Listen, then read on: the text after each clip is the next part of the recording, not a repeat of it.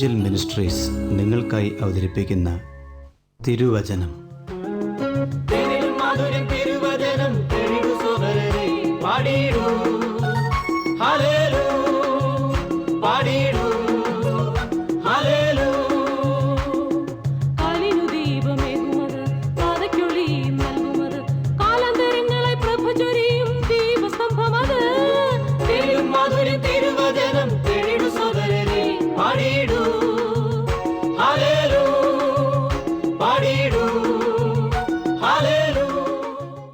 ഇന്ന് നമ്മോട് ദൈവവചനത്തിൽ നിന്ന് സംസാരിക്കുന്നത് Suviseshakan James M Thomas Nedumbassery.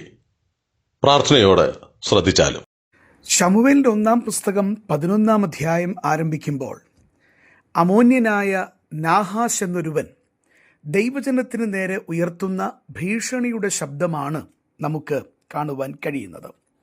എന്നാൽ ഏത് കാലഘട്ടങ്ങളിലുമുള്ള ദൈവജനത്തെ സംരക്ഷിക്കുന്ന സ്വർഗത്തിലെ ദൈവത്തിൻ്റെ കരങ്ങളിൽ അവിടുത്തെ മക്കൾ ഭദ്രമാണ് എന്ന ചിത്രവും നമുക്ക് വളരെ വ്യക്തമായിട്ട് കാണുവാൻ കഴിയുന്ന വിഷയമാണ്.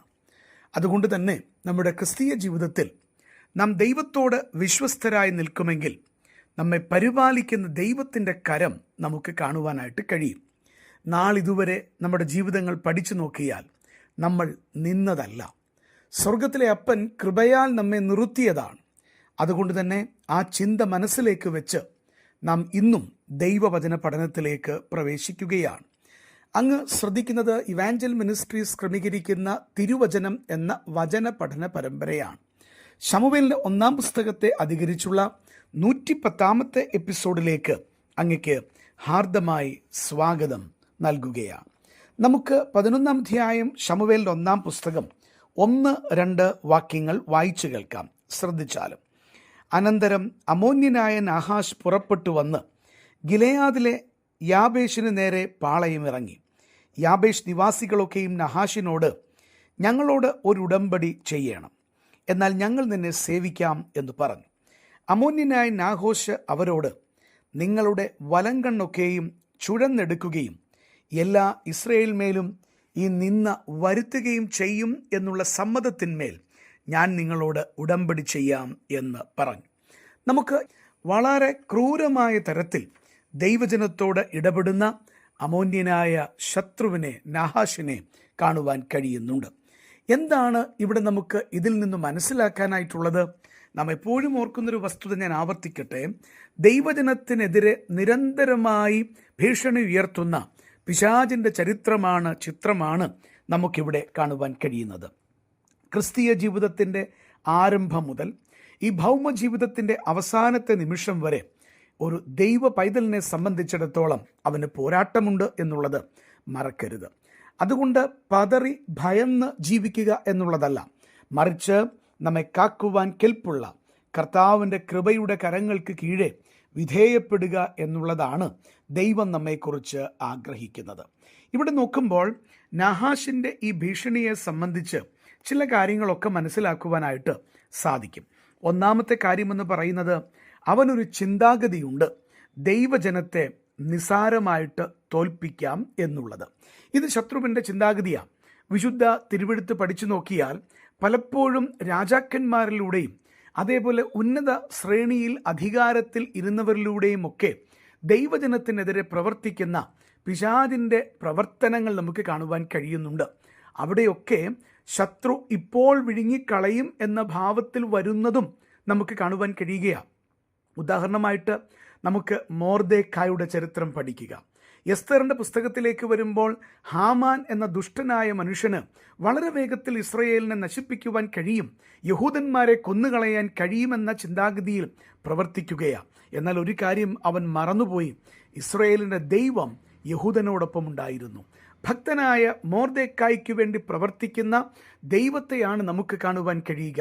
എസ്തറിന് വേണ്ടി നിൽക്കുന്ന സ്വർഗത്തിലെ ദൈവത്തിൻ്റെ വലിയ പരിമിതിയില്ലാത്ത അപരിമേയമായ കരം ആ പുസ്തകത്തിൽ നമുക്ക് കാണുവാൻ കഴിയുന്നു.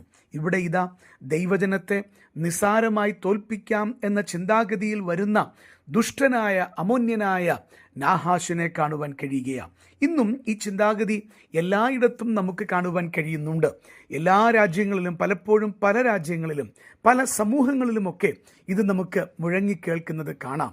പ്രത്യക്ഷമായിട്ട് ദൈവജനം പീഡിപ്പിക്കപ്പെടുന്നതും നാം കാണുന്നുണ്ട്. എന്തുകൊണ്ട് കർത്താവ് ഞങ്ങൾക്ക് വേണ്ടി പ്രവർത്തിക്കുന്നില്ല എന്ന് ചിന്തിച്ചു പോകാവുന്ന ഘട്ടത്തിലൂടെയൊക്കെ കടന്നുപോയെന്ന് വന്നേക്കാം.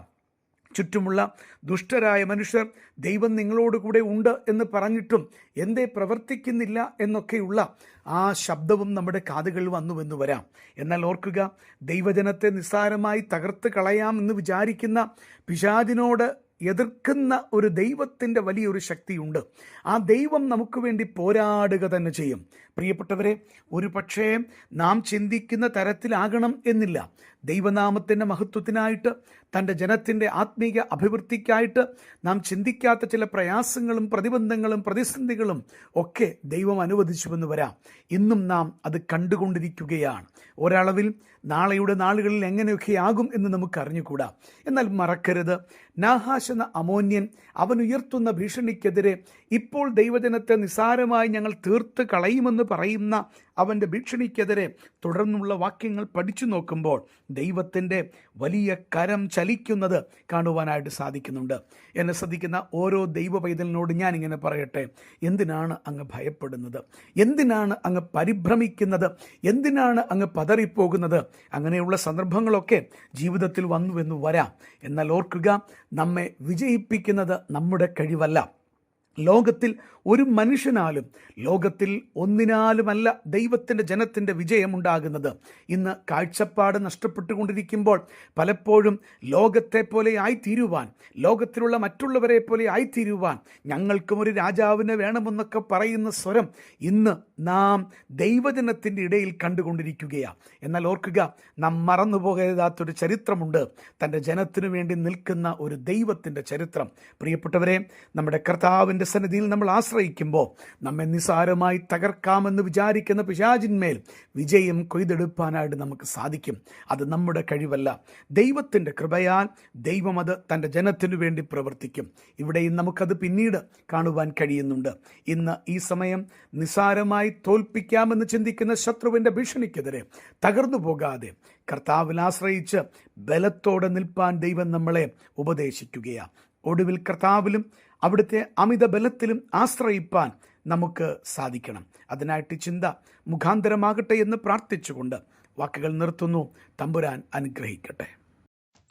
ഈ സന്ദേശം ശ്രദ്ധിച്ച എല്ലാ പ്രിയപ്പെട്ടവർക്കും കർത്തൃനാമത്തിൽ നന്ദി. ബൈബിൾ കറസ്പോണ്ടൻസ് കോഴ്സിൽ ചേർന്ന് പഠിക്കുവാൻ ആഗ്രഹിക്കുന്നവർ മേൽവിലാസം അയച്ചു തന്നാലും പ്രാർത്ഥനാ വിഷയങ്ങളും അറിയിക്കുമല്ലോ.